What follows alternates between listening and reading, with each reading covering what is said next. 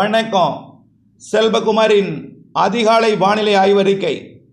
அதிகாரப்பூர்வ வானிலை அறிக்கைக்கு இந்திய வானிலை ஆராய்ச்சித்துறை அறிக்கையை பார்க்கவும். 2026 மார்ச் 21 சனிக்கிழமை அதிகாலை நிலவர வானிலை பதிவு. இன்று மார்ச் 21 சூரியனின் குத்துக்கதிர் நிலநடுக்கோட்டில் விழக்கூடிய நாள்.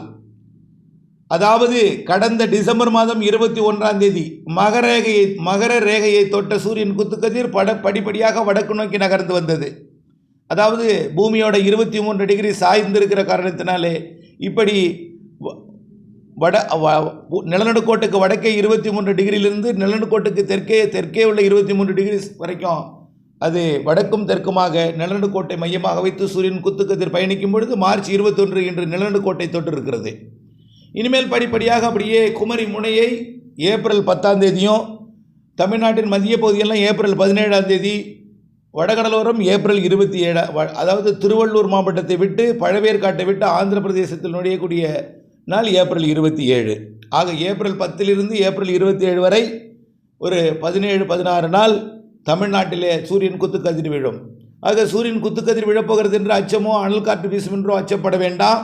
இது பொதுவாக சூரியன் குத்துக்கதிர் விழக்கூடிய நாள். மேலும் ஒரு ஆகஸ்ட்டில் வரும்.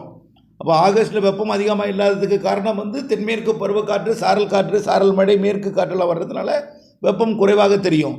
அதே போல் இப்பொழுதும் கிழக்கு காற்று நுழைந்தால் அதுக்கு ஏற்பட்ட அப்பப்போ செட் ஆகும் பொழுது வெப்பம் அதிகரித்தும் வெப்பம் குறைந்தும் மேகமூட்டமும் மழை தூறலும் எல்லாம் கலந்த வானிலையாக தான் இந்த இடைப்பட்ட காலத்தில் இருக்கும். சரி, நேற்று கடந்த 24 மணி நேரத்தில் மழைப்பொழிவு எப்படி இருந்தது என்று பார்ப்போம். நேற்றைக்கு கன்னியாகுமரி மாவட்டத்தில் நல்ல மழை பொழிந்திருக்கிறது.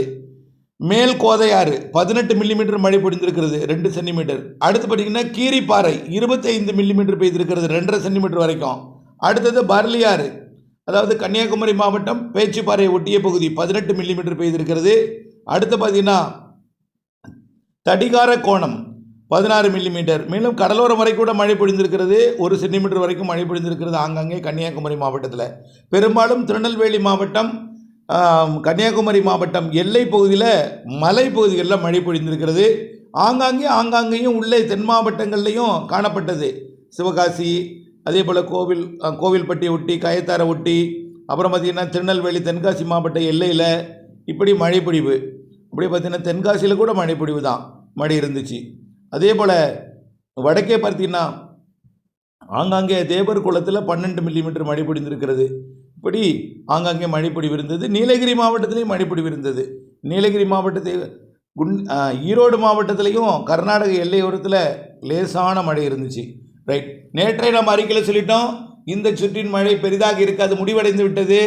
ஆலங்கட்டி மழை எல்லாமே நம்ம என்ன சொன்னோம், வெள்ளிக்கிழமை வரை தான் மழை இருக்கும், சனி ஞாயிறு ஒரு சில இடங்களில் இருக்கும். அதாவது 21ஆம் தேதி 22ஆம் தேதி ஒரு சில இடங்களில் இருக்கும். கேரள எல்லையோர, ஆந்திர எல்லையோர, கர்நாடக எல்லையோரத்தில் இருக்கும். வடகிழக்கு மாநிலங்கள் மற்றும் அதனை ஒட்டியுள்ள மேற்கு வங்கம் மற்றும் அந்த மாநிலங்கள் எல்லாம் இருக்கும். ஆனால் தமிழ்நாட்டை பொறுத்த வரைக்கும், கேரளாவை பொறுத்த வரைக்கும் வரக்கூடிய 28ஆம் தேதி வரை இந்த மழை சற்று இடைவெளி கொடுக்கும். இன்றைக்கும் நாளைக்கும் மேற்கு தொடர்ச்சி மலையை ஒட்டி மேற்கு மாவட்டங்கள், கர்நாடக எல்லையோர மாவட்டங்களில் ஓரிரு இடங்களில் இருக்கும். புரியுதுங்களா? இது மரங்களால் குளிர்வித்து பெய்யக்கூடிய மழை. 2 பக்கமும் உயரழுத்தம் வந்து விட்டது. அரபிக்கடலிலும் உயரழுத்தம், வங்கக்கடலிலும் உயரழுத்தம். இதனால் என்ன ஆகும், உயரழுத்தம் எப்படி சுழல்கிறதோ தெற்கே வந்தால் உயரழுத்தம் அதாவது வங்கக்கடலையே தமிழ்நாட்டுக்கு அப்பால் வடக்கே இருந்தால் அது உயரழுத்த காற்று வடக்கிலிருந்து வடகிழக்கிலிருந்து தென்மேற்காக காற்று பயணிக்கும். நேர்கிழக்கே இருந்தால் கிழக்கிலிருந்து மேற்காக பயணிக்கும். இன்னும் கொஞ்சம் தெற்கே இறங்கி வந்தால் தென்கிழக்கிலிருந்து வடமேற்காக காற்று பயணிக்கும். அதாவது உயரழுத்தம் எங்கே இருக்கிறதோ அதை பொறுத்து காற்று கடற்கரை ஓரம் நுழைவதும் உள்ளே பயணிப்பதும், அரபிக்கடல் சிஸ்டமும் அதே போல தான். எங்கே உயரழுத்தம் இருக்கிறதோ அதை பொறுத்து அந்த கடலிலிருந்து வரக்கூடிய, அதாவது குடைபோல் இறங்கி அப்படியே தரையேறக்கூடிய காற்றோட இடம் மாறுபடும், வழித்தடம் மாறுபடும். அதன் அடிப்படையில் இப்போ எப்படி பயணிக்கும்னு பார்த்தீங்கன்னா, கிழக்கு திசை காற்று மேற்கு நோக்கி பயணிக்கும், பாலக்காட்டு கணவாய் வழியாக வெளியேறும். அதனால் இப்போ என்னாக போகுதுன்னா, கடலோர மாவட்டங்களில் வெப்பம் குறைவாக தான் இருக்கும், அதில் பெருசாக இருக்காது. நீங்கள் குளிர்சாதன வசதியில் இருந்துகிட்டே இருந்தீங்கன்னா அல்லது வெயிலில் பழக்கப்படாமல் இருந்தீங்கன்னா வெயில் அதிகமாக தெரியும். பெரும்பாலும் 35 டிகிரி செல்சியஸுக்குள்ளே தான் இருக்கும். சுமார் 95 டிகிரி ஃபாரன்ஹீட் தான் இருக்கும், அதுக்கு கீழே தான் இருக்கும் கடலோரத்தில். உள்ளே போக போக திருச்சிக்கு மேற்கே போக போக தான் கொஞ்சம் கூடும். 95 என்பது 96, 97, 98 வரைக்கும் போகும். கரூர்லாம் 98 டிகிரி ஃபாரன்ஹீட் கரூர் போகும். அதே போல் ஈரோடும் 98 டிகிரி ஃபாரன்ஹீட் போகும், 100 டிகிரி போகாது. அப்புறம் தாராபுரம், உடுமலைப்பேட்டை, பொள்ளாச்சி இந்த பகுதி வழியாக பாலக்காட்டு கணவாய் வழியாக இந்த கிழக்கு காற்று பயணிக்கும் என்பதனால கிழக்கு கரையோரம் நுழையக்கூடிய காற்று வெப்பமடைந்து ஆவியாகி மேலெழுந்துடும். இது எங்கே போய் சேரும்? வளிமண்டலத்தில் போய் இருக்கும். இதுதான் ஆலங்கட்டி மழை, புரியுதுங்களா? இப்போல்லாம் ஆலங்கட்டி மழை இப்படியே கொஞ்சம் கொஞ்சமாக போய் வளிமண்டலத்தில் சேர்ந்துட்டே இருக்கும். ஆலங்கட்டி மழையோட விளக்கத்தையும் கொடுத்துட்டே வர்றேங்கிறங்க. இப்போ என்ன செய்யும்? இன்றைக்கி காற்று வெப்பமடைந்து லேசாகி மேலே போவோம். அது குளிர்வித்து மழையாக மாறினா மழையாக மாறிடும். இப்போ இன்றைக்கி உள்ளது மேலே போயிடும், காற்று வெப்பமடைந்து மேலே போயிடும், நீராவி மேலே போயிடும், நீர் மேலே போயிடும். வறண்ட காற்றா கீழே மேற்கு நோக்கி போகும். அப்போ போய் பொள்ளாச்சியில் வெப்பத்தை கூட்டும். இன்றைக்கு பொள்ளாச்சியில் 36 டிகிரி இருக்கும் செல்சியஸ், அதாவது 95 டிகிரி ஃபாரன்ஹீட்டுக்குள்ளே இருக்கும். அப்படியே கொஞ்சம் கொஞ்சமாக சிவகாசி, விருதுநகர் இதுவும் கொஞ்சம் கூடியிருக்கும். மதுரை, பாளையங்கோட்டையும் கூடியிருக்கும். ஆனால் நம்பர் 1 இனிமேல் வரக்கூடிய ஒரு 4-5 நாட்களுக்கு நம்பர் 1 இடம் வெப்பம் உயரக்கூடிய இடம் பொள்ளாச்சி. ஏன்னா பாலக்காட்டு கணவாய் வழியாக அரபிக்கடல் நோக்கி காற்று போகும். அரபிக்கடல் உயரழுத்தம் அது ஓமனை ஒட்டி, ஓமன், ஏமன் மற்றும் அதனை ஒட்டியுள்ள வளைகுடா பகுதியில் நீடிக்குது. அங்கே தான், அதனால தான் அங்கே மழை பெய்ய போகுதுன்னு சொல்லிட்டு இருக்கோம். அதனால் விலகி இருக்குது. அதனால் கிழக்கு காற்று தான் மேற்கு நோக்கி பயணிக்க போகுது. இதனால் மேற்கு நோக்கி பயணிக்கிறதுனால காற்று வறண்டு மேற்கே அனலாக கொடுக்கும். பொள்ளாச்சி 98, 97 டிகிரி ஃபாரன்ஹீட்டாக இன்றைக்கி இருக்கும். நாளைக்கு 98, 99 டிகிரி ஃபாரன்ஹீட்டாக இருக்கும். வரக்கூடிய திங்களிலிருந்து வியாழன் வரை, திங்கள் முதல் வியாழன் வரை, அதாவது நான் இன்றைக்கு தேதி 21, நாளைக்கு ஞாயிறு 22, 23, 24, 25, 26, 23, 24, 25, 24 இந்த 4 நாளும் பொள்ளாச்சி 100 டிகிரியை தொடும். பயப்பட வேண்டாம். 100 டிகிரியை தொட்டாலும் மீண்டும் மழை வரப்போகிறது. அதற்கு பிறகு 28ஆம் தேதிக்கு பிறகு அதையும் முதல்ல நினைவுபடுத்த விரும்புகிறேன். இப்போது இந்த திங்கள், செவ்வாய், புதன், வியாழன் உச்சபட்ச வெயிலை தொடும். தமிழ்நாட்டிலே அதிக வெயிலாக இருக்கக்கூடிய இடம் பொள்ளாச்சியாக இருக்கும். அப்போ பொள்ளாச்சி இருந்தாலே கிணத்து கிடப்பும் அப்படி தான் இருக்கும். அப்படியே பார்த்தீங்கன்னா நெகமம், கருமாபுரம், காட்டம்பட்டி, தாராபுரம், உப்பாறு அணைக்கட்டு பகுதி, இங்கே எல்லாமே உடுமலைப்பேட்டை, அப்படியே மடத்துக்குளத்திலேருந்து வெப்பம் அதிகமாக இருக்கும். தாராபுரத்துக்கு மேற்கே கரூர் கொஞ்சம் குறைவாக இருக்கும். அரவக்குறிச்சி கொஞ்சம் கூடுதலாக இருக்கும். அரவக்குறிச்சியை விட கரூர் கொஞ்சம் குறைவாக இருக்கும். எவ்வளோ இருக்குன்னா 98 டிகிரி ஃபாரன்ஹீட், ரொம்பலாம் குறைவில்லை. 97, 98 டிகிரி ஃபாரன்ஹீட்டாக இருக்கும். ஈரோடும் அதே போல் 98, 97 டிகிரியாக இருக்கும். ஆனால் ஈரோடு கரூரை விட பொள்ளாச்சி கூடுதலாக இருக்கும். திங்கள், செவ்வாய், புதன், வியாழன். ஈரோடு கரூரை விட சேலம் குறைவாக இருக்கும். சேலத்தை விட ஈரோடு குறைவாக இருக்கும் இப்போது. ஆனால் இப்போ சூரியன் குத்துக்கதிர் தெற்கிலிருந்து தென் மாவட்டங்கள் நோக்கி வந்து கொண்டிருக்கிற காரணத்தினால கொஞ்சம் சிவகாசி, கோவில்பட்டி, அப்புறம் பார்த்திங்கன்னா சாத்தூர், விருதுநகர், இந்த மதுரைக்கும் திருநெல்வேலிக்கும் இடைப்பட்ட பகுதியில் பாளையங்கோட்டை, திருநெல்வேலி உட்பட கொஞ்சம் வெப்பம் அதிகமாக இருக்கும். அது எப்போ? வரக்கூடிய திங்கள் முதல் வியாழன் வரை, அதாவது 23, 24, 25, 26 இந்த தேதிகள் அதிகமாக இருக்கும். பிறகு என்ன ஆகும்னு பார்த்தீங்கன்னா வெள்ளிக்கிழமையிலிருந்து அந்த உயரழுத்தம் இங்கே நகர்ந்து வந்துடும். அப்போ என்ன ஆகும்னா உயரழுத்தம் அங்கே தான் இருக்கும். ஒரு வளிமண்டல சுழற்சி ஒன்று லட்சத்தீவு அருகே உருவாக போகுது. உயரழுத்தம் அது ஓமன், ஏமன் மற்றும் வடக்கு அரபிக்கடல் பகுதியில் நீடிக்கும். அதை ஒட்டி வடமேற்கு அரபிக்கடலில் நீடிக்கும். ஒரு வளிமண்டல சுழற்சி உருவாக போகுது அரபிக்கடலில். அந்த சுழற்சி மேலடுக்கு சுழற்சியாக தான் இருக்கும். பெரிய பவர்ஃபுல் சுழற்சியெல்லாம் இல்லை. இதனால் என்ன ஆகும்னா இந்த தினசரி இன்றைக்கு வெப்பமாகி மேலே போனது, நாளைக்கு வெப்பமாகி மேலே போனது, திங்கள், செவ்வாய், புதன், வியாழன் ஆகிய நாட்கள் வெப்பமாகி மேலே போனது எல்லாமே அது மலைக்கு மேலே கர்நாடகாவிலையும் கேரளாவிலையும் வளிமண்டலத்தில் குவிக்கப்பட்டு ஃப்ரீஸ் ஆகிட்டே இருக்கும் கொஞ்சம் கொஞ்சமாக. இது 28ஆம் தேதி மீண்டும் ஆலங்கட்டி மழை. 28 இல்லைன்னா 29, 30. ஆனால் தமிழ்நாட்டில் எல்லா மாவட்டங்களும் கிடையாதுங்க. கர்நாடகாவிற்கும் கேரளாவிற்கும் ஆலங்கட்டி மழை வாய்ப்பு இருக்கிறது. 29, 30, 31, ஏப்ரல் 1, 2. ஆனால் முதல் மழை அது 29 தொடங்கினா அன்னைக்கு கொஞ்சம் ஒரு குறிப்பிட்ட பகுதியில் ஆலங்கட்டி மழையும் இருக்கும், இடிமழை இருக்கும். 30 இன்னும் பெய்யாத இடங்களில் ஆலங்கட்டி மழை, இடிமழை இருக்கும். கொஞ்சம் கொஞ்சமாக ஆலங்கட்டி மழையோட அளவு குறையும். ஏன்னா கொஞ்சம் கொஞ்சமாக சேமிக்கப்பட்டது கொஞ்சம் கொஞ்சமாக கீழே இறங்கிடும். அப்போ என்னாகும்? ஏப்ரல் 1, 2 ஆலங்கட்டி இல்லாமல் மழை இருக்கும். புரியுதுங்களா? ஏப்ரல் 3ஆம் தேதி வரைக்கும் மழை இருக்கும்.